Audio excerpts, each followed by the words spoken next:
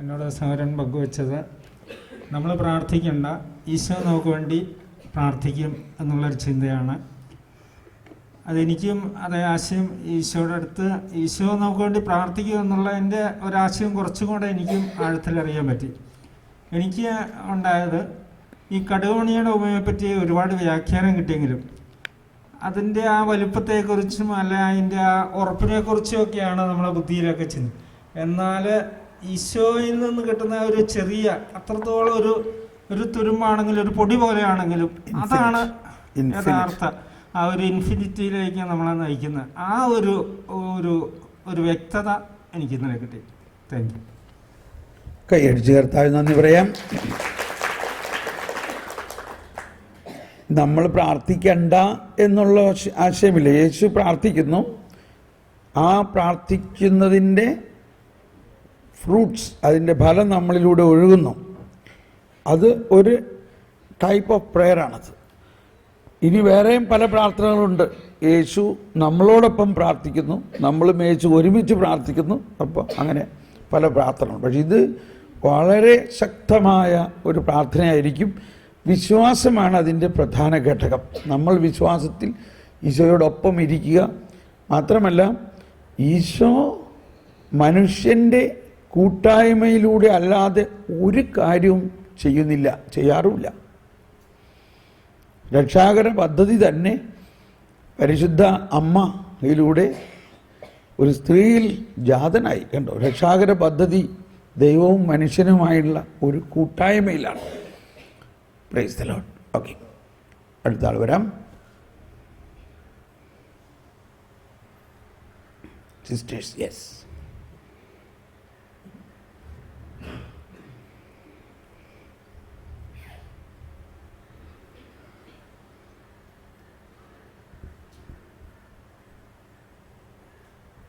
എൻ്റെ അടുത്ത് sister ഉഷസാണ്. Sister ഉഷസ് ഇപ്പോൾ 2 പോയിൻ്റാണ് പറഞ്ഞത്. ഒന്നാമത്തേത്, പിന്നെ ഈശോയ്ക്ക് എല്ലാം സാധ്യമാണെങ്കിൽ ഈശോയിൽ വസിക്കുന്ന എനിക്കും എല്ലാം സാധ്യമാണെന്നൊരു ബോധ്യം ഉണ്ട്. പിന്നെ രണ്ടാമത് പറഞ്ഞത്, സാറ് പറഞ്ഞ മദർ തെരേസ ഒരു ടീച്ചറായിട്ട് വന്നു, പക്ഷേ അവസാനം എങ്ങനെയാണ് കടന്നു പോയത്. അങ്ങനെ 2 പോയിൻ്റാണ് ആൾ പറഞ്ഞത്. എനിക്ക് കിട്ടിയ പോയിൻ്റ് ഇതാണ്: അങ്ങേക്കുള്ളതെല്ലാം എൻ്റേതും എനിക്കുള്ളതെല്ലാം അങ്ങയുടേതാണ്, അങ്ങേക്കുള്ളതെല്ലാം എൻ്റേതാണ്. അതെന്നെ വളരെയേറെ സ്പർശിച്ചു. എനിക്ക് എന്തെല്ലാം ഉണ്ടോ അതെല്ലാം അങ്ങയുടേതാണെന്നും പിന്നെ അങ്ങേക്കുള്ളതെല്ലാം എനിക്കും അവകാശപ്പെട്ടതാണെന്നുള്ള ആ ബോധ്യം എനിക്ക് കിട്ടി. കൈയടിച്ച് കർത്താവ് നന്ദി പറയാം. നമ്മുടെ വിളിക്കുള്ളിലൊരു വിളിയുണ്ട്. അതാണ് മദർ തെരേസയുടെ ഒരു വിളി. ആദ്യം ഒരു മിഷണറി സിസ്റ്ററായിട്ട് ഈ ഇന്ത്യയിൽ വന്ന് സുവിശേഷ വേല ചെയ്യുന്നതിൻ്റെ ഒരു ഭാഗമായിട്ടാണ് ടീച്ചറായിട്ട് സ്കൂളിൽ. പക്ഷേ ആ ഒരു വിളിയിലൂടെ ഇവിടെ വന്നിട്ട് അതിൻ്റെ ഉള്ളിൽ ഉള്ള കോൾ വിത്തിൻ ദ കോൾ അത് പുറത്ത് വന്നപ്പോഴാണ് എന്ന പോലെ എനിക്ക് തോന്നുന്നത്, എൻ്റെ ബോധ്യം നമ്മളെല്ലാവരിലും അതാണ് വളർച്ച എന്ന് പറയുന്നത്. നമ്മളെല്ലാവരിലും വിളിക്കുള്ളിൽ ഒരു വിളിയുണ്ട്. വിളിക്കുള്ളിൽ ഒരു വിളി. അത് നമ്മൾ കണ്ടെത്താൻ നമ്മൾ കുറേ കാര്യങ്ങളുണ്ട്. ഈ ധ്യാനം ഒരുപക്ഷെ അങ്ങനെ ഒരു ധ്യാനമായിട്ടാണ് തോന്നണം എനിക്ക്. നമ്മൾ സാധാരണ ചിന്തിച്ച് ഞാനൊരു സ്കൂൾ ടീച്ചറായിട്ട് കുട്ടികളെ പഠിപ്പിച്ച് ഇങ്ങനെയൊക്കെ നടന്നോളാം, വേറെ ഇതിൽ കൂടുതലൊന്നും എന്നെക്കൊണ്ട് പറ്റില്ല എന്ന് വിചാരിച്ചിരിക്കാതെ ആഴമായ ഒരു ജ്ഞാനവും ദൈവാനുഭവം ഉണ്ടാകുമ്പോൾ ആ വിളി ഇങ്ങനെ തുറന്നു വരും. അത് വിളി പണ്ടേ ഉള്ളതാണ്.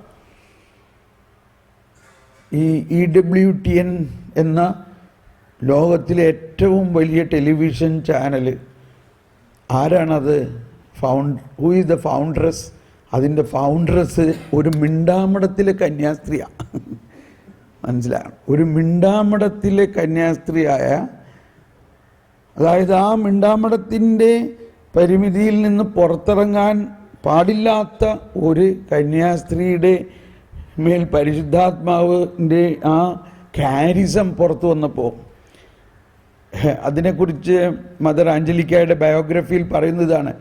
ഫാദർ ഡിഗ്രാൻഡിസ്, റോബർട്ട് ഡിഗ്രാൻഡിസ്, നമ്മുടെയൊക്കെ വർഗീയച്ചനെ പോലെയും അല്ലെങ്കിൽ റൂഫസ് അച്ഛനെ, നായിക്കാമ്പറമ്പിലച്ഛനെ പോലെയൊക്കെയുള്ള അമേരിക്കയിലുള്ള ഒരു പ്രശസ്തനായ കരിസ്മാറ്റിക് പ്രീച്ചറാണ്.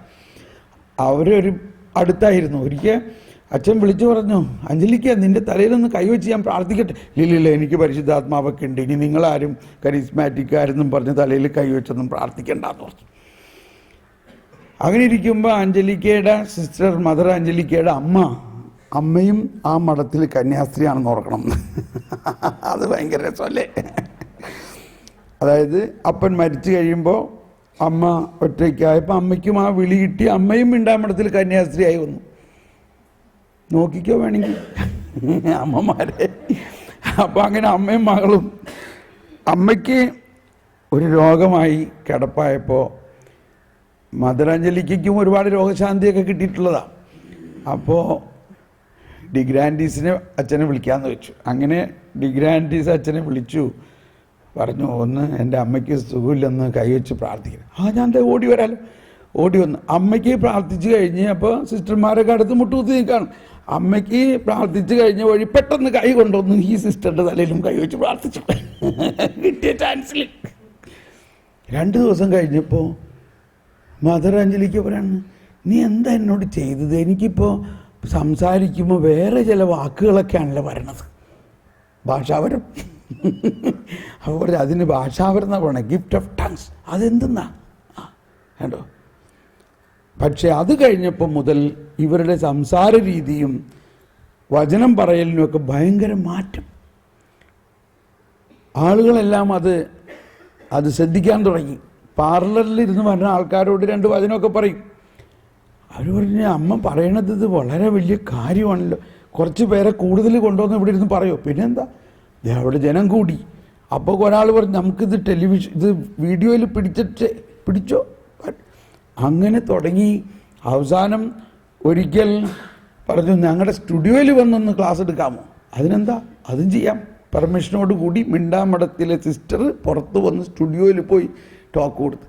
അങ്ങനെ ആ ടോക്ക് വളരെ പ്രസിദ്ധമായി കഴിഞ്ഞപ്പോൾ ഒരിക്കൽ എനിക്ക് തോന്നുന്നത് ഈ ഭ്രൂണഹത്യയെക്കുറിച്ചൊക്കെ പറഞ്ഞപ്പോൾ അവർ പറഞ്ഞു, ഇത് ഞങ്ങൾക്ക് ടെലികാസ്റ്റ് ചെയ്യാൻ പറ്റില്ല എന്ന് പറഞ്ഞു. അതെന്താ പറ്റായിക? കർത്താവ് പറഞ്ഞതല്ലേ. ഇല്ലില്ല, അത് ശരിയാവില്ല. എന്നാൽ ശരി, എന്നാൽ ഇനി നിങ്ങൾ എൻ്റെ ഒരു പ്രഭാഷണവും ടെലികാസ്റ്റ് ചെയ്യേണ്ട, ഞാൻ തന്നെ അതിന് സംവിധാനം ഉണ്ടായിക്കൊള്ളാം എന്നും പറഞ്ഞ് ഒരു കൊടുങ്കാറ്റുമാരി അവിടെ നിന്ന് അങ്ങ് പോയിട്ട് മഠത്തിൽ വന്നിട്ട് അവിടുത്തെ ഗാരേജ്, കാറിടുന്ന ഗാരേജിനെ റൂഫ് പൊക്കി അവിടെ ഒരു സ്റ്റുഡിയോ ഉണ്ടാക്കി ആരംഭിച്ചു. വെറും $200 തുടങ്ങിയ പ്രസ്ഥാനത്തേക്കാൾ വലുത് ആ കാരിസമാണ്. അതുപോലെ മദർ അഞ്ജലിക്കായെ പോലെ ടെലിവിഷനിൽ നിറഞ്ഞു നിൽക്കുന്ന ഒരു വ്യക്തിത്വം ഇന്ന് ലോകത്തിൽ ഉണ്ടായിട്ടില്ല. മിണ്ടാമഠത്തിലെ കന്യാസ്ത്രീ, നമ്മൾ ആ കാരിസത്തിൻ്റെ പോയിൻ്റായി എടുക്കണേ. മിണ്ടാമഠത്തിലെ കന്യാസ്ത്രീയായിട്ട് ആരംഭിച്ച കാരിസത്തിൽ നിന്നും വിളിക്കുള്ളിലെ വിളി എന്തായിട്ട് മാറിയിരിക്കുന്നു എന്ന് ആലോചിച്ച് നോക്ക്. അപ്പോൾ ഇനി നിങ്ങളെല്ലാവരിലും അത് ഉണ്ടാകണം എന്നതാണ് എനിക്കൊരു അനുമാനം. അത് ഈശോ പറഞ്ഞ വചനവുമായിട്ട് വെച്ച് നോക്കുമ്പോൾ ഇത്രയും നാൾ നിങ്ങൾ വിശ്വസ്തമായി ശുശ്രൂഷ ചെയ്തതുകൊണ്ട് കൊള്ളാം, വെൽ ഡൺ. നിങ്ങൾ വിശ്വസ്തരായവരെ വലിയ കാര്യങ്ങൾ ഞാൻ ഏൽപ്പിക്കും. ഓക്കെ, ഇനി അടുത്ത ആൾ വരാം. സഹോദരിമാർ ഒരാൾ വരാം.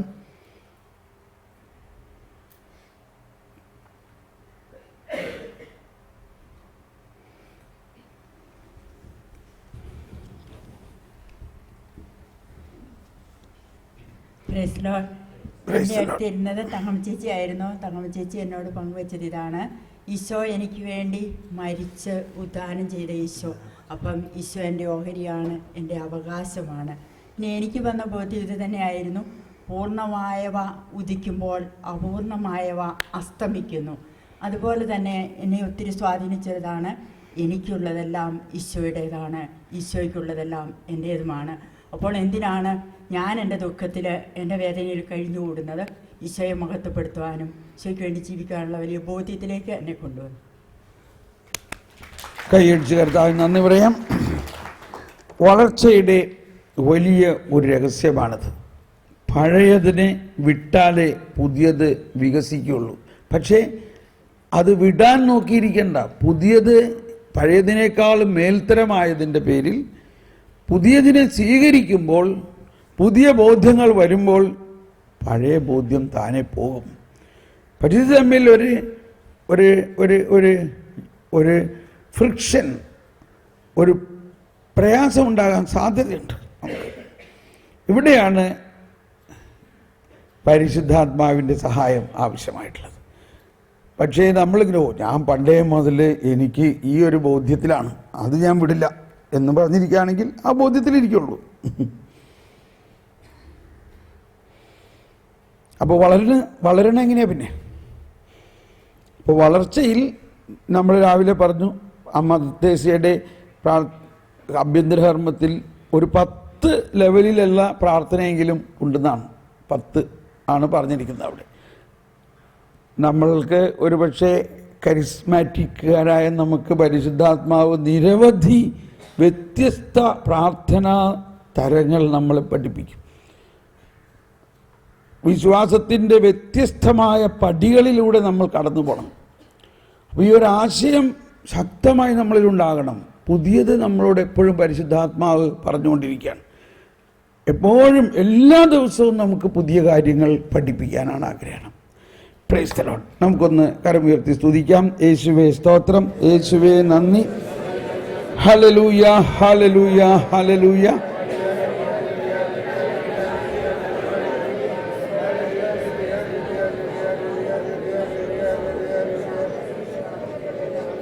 Price the Lord. നമ്മളിനി കൂടുതൽ ആഴങ്ങളിലേക്ക് നീക്കി വല വീശാൻ പോവുകയാണ്. വീശട്ടെ? റെഡിയാണോ? റെഡി? ഓക്കെ.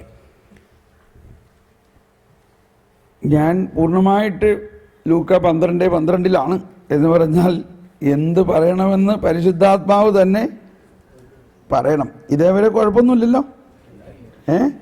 എങ്ങനെ പോകണം? നിങ്ങൾക്ക് ഈ പറഞ്ഞ കാര്യങ്ങളോടൊക്കെ സഹകരിക്കാൻ പറ്റുന്നുണ്ടോ ഇല്ലയോ? ഉണ്ടല്ലോ. ഓക്കെ. ഇനി ആർക്കെങ്കിലും എന്തെങ്കിലും സംശയങ്ങളൊക്കെ ഉണ്ടെങ്കിൽ ഇടവ സമയത്ത് എൻ്റെ അടുത്ത് വന്ന് ചോദിക്കാവുന്നതാണ്. ഞാൻ അതിന് പൊതുവായിട്ടോ അല്ലെങ്കിൽ വ്യക്തിപരമായിട്ടോ ഒക്കെ ഉത്തരം തരാം. ഒന്നുകൂടി നമുക്ക് സ്തുതിച്ച് പരിശുദ്ധാത്മാവേ ഞങ്ങളെ നയിക്കണേ എന്നൊന്ന് പ്രാർത്ഥിക്കാം. പരിശുദ്ധാത്മാവേ, ഈ ക്ലാസ്സിൽ എന്താണ് പറയേണ്ടതെന്ന് അങ്ങ് തന്നെ ഞങ്ങളോട് സംസാരിക്കണമേ പരിശുദ്ധ. Price the Lord. ഈ മറ്റ് ധ്യാനങ്ങളിലേക്കാൾ ഇതിലൊരു വ്യത്യസ്തത ഇതായിരിക്കും. സാധാരണ നമ്മൾ ഒരു ക്ലാസ് 1 മണിക്കൂർ, പാപം 1 മണിക്കൂർ, പശ്ചാത്താപം 1 മണിക്കൂർ, പരിശുദ്ധാത്മാവ് 1 മണിക്കൂർ, സഹനം, ഇങ്ങനെ ഞങ്ങൾ ഇതല്ലേ. പക്ഷെ ഇവിടെ അങ്ങനെയല്ല. ഇവിടെ എനിക്കറിയില്ല അടുത്ത 1 മണിക്കൂറിൽ എന്താ പറയാൻ പോണേ. മനസ്സിലാവണ്ട? ഇപ്പോൾ ഒരു നേരിയ ആശയം കിട്ടിക്കൊണ്ടിരിക്കുന്നുണ്ട്. അപ്പം ഞാൻ ഇത് പറയണത്, നമ്മൾ അങ്ങനെ ക്ലാസ്സുകൾ ക്രമീകരണമായിട്ട് നടത്തി പരിചയമുള്ളവർക്ക് ഇതൊരു ബുദ്ധിമുട്ട് തോന്നും. അപ്പോൾ അത് നിങ്ങളൊന്ന് ക്ഷമിക്കണം കേട്ടോ. ഇത് വേറൊരു സ്റ്റൈലാണ്. ഇതൊരു കയറ് മാതിരി ഇങ്ങനെ പോവുകയാണ്. അതിങ്ങനെ കോർത്തിണങ്ങി പോകുന്നു. നിങ്ങൾ ഓരോരുത്തരുടെയും ഹൃദയത്തിലെ ആഗ്രഹങ്ങളെയും പരിശുദ്ധാത്മാവ് നിങ്ങളെ വളർത്താൻ എങ്ങനെ ആഗ്രഹിക്കുന്നതും എല്ലാം കണക്കിലെടുത്തുകൊണ്ട് പരിശുദ്ധാത്മാവ് എൻ്റെ ആത്മാവിലൂടെ പറയുന്നു. ഞാൻ കൃത്യമായിട്ട് ഇന്ന സബ്ജക്റ്റുകൾ എടുക്കണം എന്ന് ഞാൻ മുൻകൂട്ടി നിശ്ചയിച്ചിട്ടില്ല. അപ്പം അതുകൊണ്ട് നിങ്ങൾ അങ്ങനെ ഒരു ചിന്ത ഉണ്ടെങ്കിൽ അതങ്ങ് ക്ഷമിച്ച് സ്വീകരിക്കും. ഇതിങ്ങനെയാണ് ഒരു തരം എന്ന് വിചാരിച്ച് ആ തരത്തിന് തെറ്റൊന്നുമില്ല. അത് പ്രാർത്ഥിച്ച് അങ്ങനെ കിട്ടുകയാണെങ്കിൽ അങ്ങനെ ചെയ്യാം. പക്ഷേ ഇതിങ്ങനെയാണ്. അപ്പോൾ അതുകൊണ്ട് ഒരു കൃത്യമായ സബ്ജക്റ്റ് ബേസ്ഡ് അല്ല. ധ്യാനമെല്ലാം കഴിയുമ്പോൾ നിങ്ങൾക്ക് തോന്നുമോ ഇത് ഇന്ന സബ്ജക്റ്റാണെന്ന് അതിന് തരംതിരിക്കാൻ പറ്റും വേണമെങ്കിൽ കേട്ടോ. പരിശുദ്ധാത്മാവേ. ഓക്കെ. ഇപ്പോൾ വചനം വരുന്നത് ഇങ്ങനെയാണ്. മനോഹരമായ ഒരാശയമാണ് വരുന്നത്. നമ്മൾ ഇന്നലെ മുതൽ കേട്ടതും ഇന്ന് രാവിലെ കാരണം ഇന്ന് രാവിലെ നമുക്ക് ആരാധനയിൽ ഈശോ പ്രാർത്ഥിച്ചത് എൻ്റെ മുഴുവനും സാരാംശം ഒന്നെന്താ? ദൈവത്തിൻ്റെ മഹത്വത്തിൽ നമ്മളെ പങ്കാളാക്കുന്നത്. ഈ മഹത്വം പഴയ നിയമത്തിൽ ഇതിനെക്കുറിച്ച് ഒരുപാട് പറയുന്നുണ്ടെങ്കിലും മോശയോട് കർത്താവ് പറഞ്ഞു, ഞാൻ നിന്റെ മുമ്പിലൂടെ കടന്നു പോകും, പക്ഷേ നീ എൻ്റെ മഹത്വം ദർശിക്കില്ല. വാസ്തവത്തിൽ മോശ ദൈവത്തിൻ്റെ ഒരു ഇൻറ്റിമേറ്റ് ഫ്രണ്ടായിരുന്നു, വളരെ നല്ലൊരു സുഹൃത്തായിരുന്നുവെങ്കിലും കർത്താവ് പറഞ്ഞു, നിനക്ക് എൻ്റെ മഹത്വം ദർശിക്കാൻ സാധ്യമല്ല. അത് മോശയുടെ കുറ്റം കൊണ്ടൊന്നുമല്ല. അതാണ് ദൈവാവിഷ്കരണത്തിൻ്റെ പടിപടിയായ ഒരു സ്റ്റെപ്പ് ബൈ സ്റ്റെപ്പ് റെവലേഷനാണ്. എന്നാൽ ഇപ്പോൾ വരുന്ന വചനം ഇതാണ്. യോഹന്നാൻ്റെ സുവിശേഷം 1-ാം അധ്യായത്തിൽ 14-ാമത്തെ വചനം. എല്ലാവർക്കും അറിയാമായിരിക്കും ആ വചനം. എന്താണ് ആ വചനം? യോഹന്നാൻ 1-ാം അധ്യായം 14-ാമത്തെ വചനം. വചനം മാംസമായി നമ്മുടെ ഇടയിൽ വസിച്ചു. എന്നിട്ട് എന്ത് സംഭവിച്ചു? അവൻ്റെ മഹത്വം നമ്മൾ ദർശിച്ചു. കണ്ടോ? മോശയ്ക്ക് ദർശിക്കാൻ സാധിക്കാതിരുന്ന മഹത്വം എങ്ങനെയാണ് നമ്മൾ ദർശിച്ചത്? നമ്മൾ ദർശിച്ചതിന് കാരണം വചനം മാംസമായി, അതായത് ദൈവത്തിൻ്റെ മഹത്വം ഭൂമിയിൽ നിറഞ്ഞത് ദൈവം മനുഷ്യനായി അവതരിച്ചതിലൂടെയാണ്. വചനം മാംസമായി നമ്മുടെ ഇടയിൽ വസിച്ചു. എല്ലാവരും ശബ്ദമുയർത്തി. വചനം മാംസമായി നമ്മുടെ ഇടയിൽ വസിച്ചു, അവൻ്റെ മഹത്വം നമ്മൾ ദർശിച്ചു. ഒന്ന് ശബ്ദമുയർത്തി പറഞ്ഞ്, അവൻ്റെ മഹത്വം നമ്മൾ ദർശിച്ചു. Thank you. ഇതൊരു ഇച്ചിരി കണ്ട് തിരിച്ചാലോ ക്യാമറ. ഇനി അടുത്തത്, കൃപയും സത്യവും നിറഞ്ഞതും. എല്ലാവരും, കൃപയും സത്യവും നിറഞ്ഞതും പിതാവിൻ്റെ ഏകജാതൻ്റേതുമായ മഹത്വം. സ്നേഹമുള്ളവരെ, ഈ മഹത്വം ദർശിക്കുന്നു എന്നത് വലിയൊരു കാര്യമാണ്.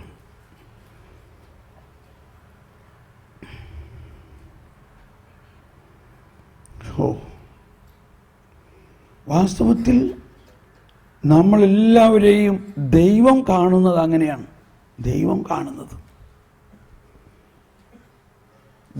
നമ്മളിൽ കാണുന്നത് നമ്മുടെ മഹത്വമാണ്. അതുകൊണ്ടാണ് മലയിലെ പ്രസംഗത്തിലെല്ലാം ഈശോ പറയാണ്, ബ്ലെസ്സഡ് ആർ യു, നിങ്ങൾ ഭാഗ്യവാന്മാർ. അവിടെ ഇരിക്കുന്ന ആൾക്കാരാരാ? വേശ്യകളും ചുങ്കക്കാരും പാപികളും കുറേ യേശുവിൻ്റെ പുറകെ നടക്കുകയാണ് അവർ. യേശു അവരുടെ പാപമോചനം, എപ്പോഴാണ് പാപമോചനം കൊടുക്കാൻ സാധിക്കുന്നത് യേശുവിന്? യേശുവിൻ്റെ കുരിശുമരണവും പീഡാസഹനത്തിലൂടെ അല്ലേ? അതുവരെ ഈ മത്തായി, മർക്കോസ്, ലൂക്ക, യോഹന്നാനിൽ കാണുന്ന എല്ലാവരും തന്നെ ആരും പാപമോചനം കിട്ടിയിട്ടുള്ളവരുണ്ടോ? ഇല്ലല്ലോ. പാപമോചനം ഉണ്ടാവുന്നത് ഈ സുവിശേഷത്തിൻ്റെ അവസാന സമയത്ത് യേശുവിൻ്റെ പീഡാനുഭവത്തിലൂടെയാണ്. അപ്പോൾ അങ്ങനെ മലയിലെ പ്രസംഗത്തിൽ ആ ചുറ്റും കൂടിയിരിക്കുന്ന ആളുകൾ എല്ലാവരും തന്നെ ആരും പാപമോചനം കിട്ടാത്തവരാണ്. പക്ഷേ ഈശോ അവരെങ്ങനെ കാണുന്നത്? നിങ്ങൾ ഭാഗ്യവാന്മാർ, ബ്ലെസ്സഡ്നെസ് ആണ്, ബിയാറ്റിഫൈഡ് വിഷനാണ് ഈശോയ്ക്ക്. അവരെ പിതാവിൻ്റെ വലതുഭാഗത്ത് ഞാൻ കാണും, പിതാവിൻ്റെ വലതുഭാഗത്ത് ഞാൻ കാണും എന്നാണ് ബ്ലെസ്സഡ് ആർ യു എന്ന് പറയുന്നതിൻ്റെ അർത്ഥം. Blessed Alphonsa, blessed Mother Teresa എന്ന് പറയുന്ന പോലെ ഇവർ ബ്ലെസ്സഡ് ആണ്. കാരണം അവരെന്നെ നേരിട്ട് മുഖാമുഖം കണ്ടിരിക്കുന്നു. ഞാൻ ആരാണ്?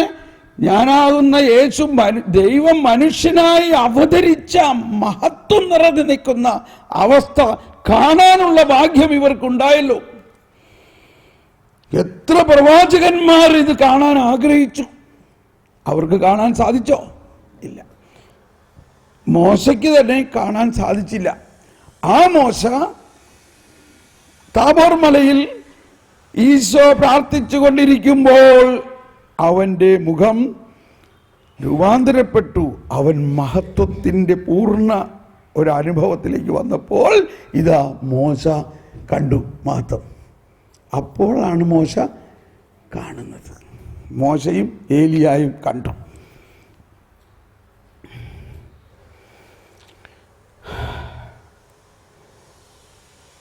യോഹന്നാന്റെ സുവിശേഷത്തിൻ്റെ അപ്പോൾ നമ്മളുടെ ഈ ജീവിതത്തിലെ ഇനിയും നമ്മൾ വളരേണ്ടത് ഈ മഹത്വത്തിൻ്റെ അനുഭവത്തിലേക്കാണ്. ഈ മഹത്വത്തിൻ്റെ അനുഭവത്തിലേക്ക് വളരുന്നതിന് ഉള്ള ഒരു രൂപരേഖ ഇതാ ഇപ്പോൾ നമ്മൾ വായിച്ച 14-ാമത്തെ വചനത്തിന് മുൻപുള്ള 12, 13 വചനങ്ങളിൽ നമുക്ക് കാണാം. 12-ാമത്തെ വചനം എന്താ പറയുന്നത്? എല്ലാവരും ഒന്ന് ശബ്ദമുയർത്തി കരമുയർത്തിയേറ്റ് പറഞ്ഞുകൊണ്ട്, തന്നെ സ്വീകരിച്ചവർക്കെല്ലാം, തൻ്റെ നാമത്തിൽ വിശ്വസിക്കുന്നവർക്കെല്ലാം ദൈവമക്കളാകാൻ അവൻ കഴിവ് നൽകി. ദൈവമക്കളാകാൻ അവൻ കഴിവ് നൽകി. അവർ ജനിച്ചത് രക്തത്തിൽ നിന്നോ ശാരീരിക അഭിലാഷത്തിൽ നിന്നോ പുരുഷന്റെ ഇച്ഛയിൽ നിന്നോ അല്ല, ദൈവത്തിൽ നിന്നത്രേ. അതായത് ഈ മഹത്വം നിറഞ്ഞു നിൽക്കുന്ന ദൈവത്തിൻ്റെ മഹത്വത്തിൻ്റെ മക്കളാണ് നമ്മൾ. അങ്ങേക്കുള്ളതെല്ലാം എനിക്കുള്ളതാണ്. അപ്പോൾ ഈ പുതിയ ഉടമ്പടിയിലൂടെ ദൈവം സംസ്ഥാപിതമാക്കാൻ പോകുന്നത് അതുവരെയുള്ള മനുഷ്യരെ മുഴുവനും രൂപാന്തരപ്പെടുത്തി പുതിയ സൃഷ്ടിയാക്കുക എന്നുള്ളതാണ്. ആ പുതിയ സൃഷ്ടി ആക്കുന്നതിൻ്റെ രഹസ്യമാണ് ഇവിടെ പറയുന്നത്. തന്നെ സ്വീകരിച്ചവർക്കെല്ലാം, തൻ്റെ നാമത്തിൽ വിശ്വസിച്ചവർക്കെല്ലാം അവരാരായി മാറും? പുതിയ സൃഷ്ടിയായി മാറും. അവരാരായി മാറും? ദൈവ മക്കളായി മാറും.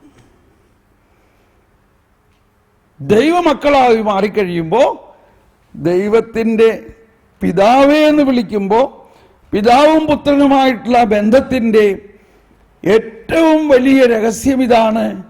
നമ്മൾ പറഞ്ഞില്ലേ, ദൈവം നമ്മുടെ അവകാശം. ദൈവത്തിൻ്റെ മഹത്വം മുഴുവനും ഈ മക്കളിലേക്ക് നിറയുന്നു.